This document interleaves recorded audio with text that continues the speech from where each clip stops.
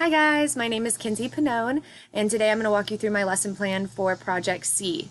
For my project specifically, I am looking at using Twitter for a characterization activity. Kids take on the voice of a character in the Crucible, and they create tweets to show their character development throughout an act. So to start off, we're going to look at the document that says Lesson Plan Twitter Characterization Activity.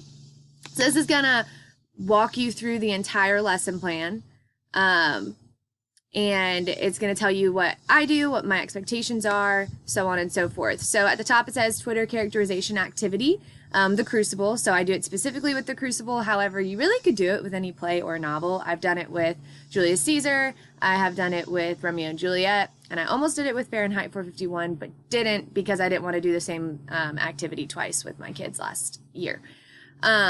So my objectives are right here, and I have two. So it says in pairs, students will be able to apply their understanding of characterization and character development to create 5 tweets in the voice of one character in the Crucible for Act 2.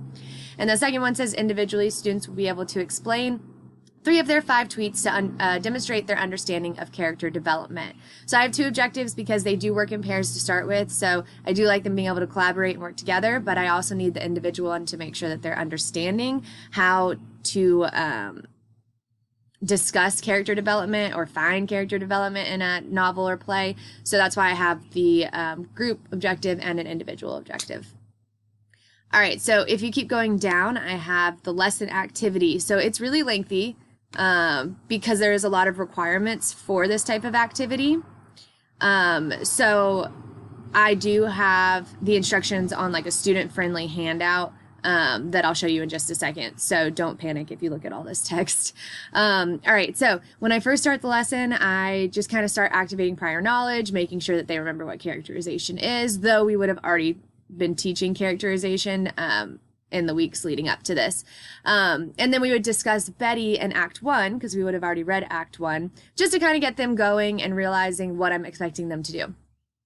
Once we start talking about characterization and they've got those juices flowing, I will start handing out the Twitter requirements and tweet explanation handouts. So those look like this, and you can find them in my folder. This is the Twitter requirements, so it lists out all the requirements that I have for the tweets that they're going to make, and I will talk about those in a second. And then they will also get the tweet explanations. And so this is the individual task where they're explaining 3 of their 5 tweets, and the requirements are right here, and I will go over those in just a second too. All right, so back to the lesson plan. After I hand that out, we go over it, we talk about it. There's a lot of different ways to do this. It kind of depends on your kids. The way that I did it last year was that I put the requirements for the tweets on one side and the requirements for the explanation on the other side. So we were able to kind of chunk the discussion. But if you're doing an honors class, you could just give them the paper and tell them to go. It just depends on how you want to run your classroom. So once you talk about the expectations for the assignment, I have an example using Betty Paris that I made so that kids should just see my expectations and understand what I'm looking for. So you can find that.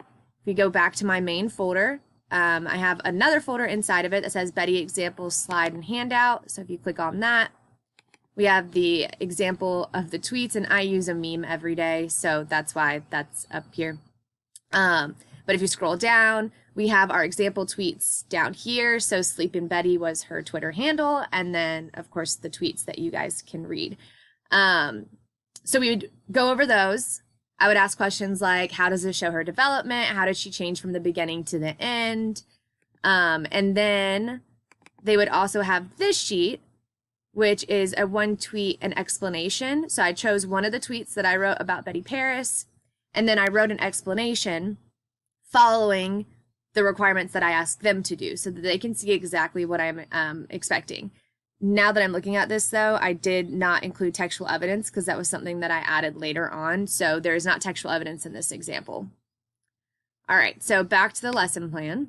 After we went through that, I would allow students to choose a partner.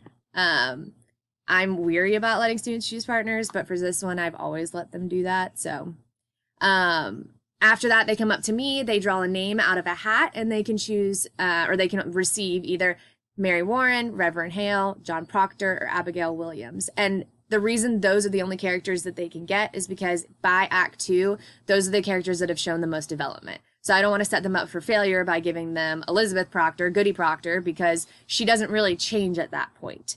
If we did something where the assignment was over the course of the entire play, then I could choose more characters. But these characters have shown character development throughout Act 1 and 2. And then in the italics down here, I put a scaffolding option. Sometimes what I do is if I feel like my kids need a little brainstorming or a little help before they start the Twitter activity, I'll have them go and brainstorm 5 major events that occurred in the act. And then they have to come show me, and I give them a check off saying, yes, you understood this act, and then they can start the tweets. That's kind of up to you if you feel like your kids need that or if they don't, but I figured I'd put it in there. After that, they go straight into the tweets. So they have to have 5 tweets in the character's voice. And again, that is all listed. The requirements are all listed on the Twitter requirements page. I also listed them out here for you. So the Twitter page itself must include a profile picture and a relevant and catchy Twitter handle. So it has to be something creative. And then the tweets themselves. So at least 3 must include hashtags. At least 1, but no more than 2 tweets must include a tag to another character, and that Twitter handle has to be creative too. Tweets can be no longer than 140 characters because that's what it's like on Twitter. 1 tweet only that includes either a meme, video, GIF, link, or image. So just adding some type of digital media into a tweet. And then the tweets must span across Act 2, showing your character's development. So that means that out of the 5 tweets, 3 are going to cover the beginning, the middle, and the end.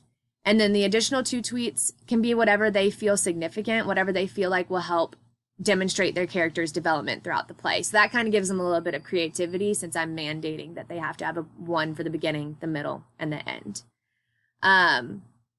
Students, I do give them a choice on whether they want to create a real Twitter or if they want to use a Twitter sheet that I created, and those are in this folder as well. If you go to where it says tweet sheets, all 4 characters, I have all 4.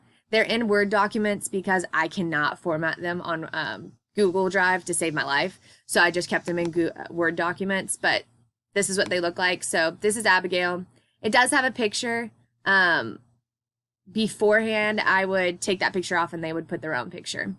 But this would be what it looks like. So they have the area for their 5 tweets right here. Their Twitter handle would go here. And that would be their tweet sheet if they chose to go that route. Otherwise, they can go and create a tweet on their own. There's also websites where you can do fake tweet, Twitter websites like, I think I have it down here. Yeah, it says Twister. The only problem is it limits them to even less than 140 characters, which I don't personally like, but if that is something that you'd be interested in, I put that there. Okay, so once they're done with their tweets, students will individually explain 3 of their tweets in paragraph form using the tweet explanation handout, which again is this one right here. All right. For that, they have to tell me which tweet they're talking about. They need to explain the context of the tweet so that I can understand what they're talking about, right? The who, the what, the when, the where, the why. What do I need to know in order to understand this tweet?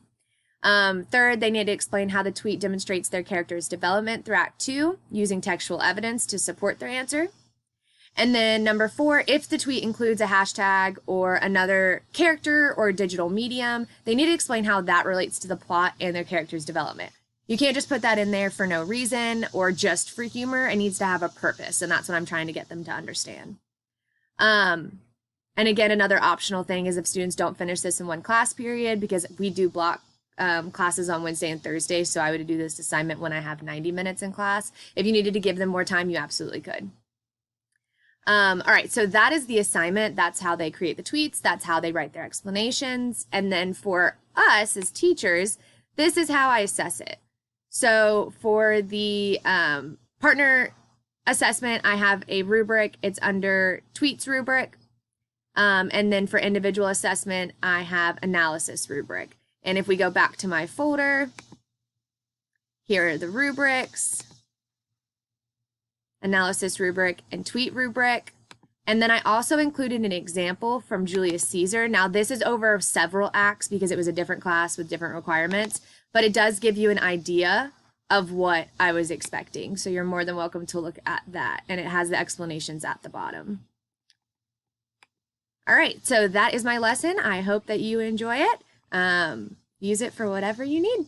Thanks. Bye.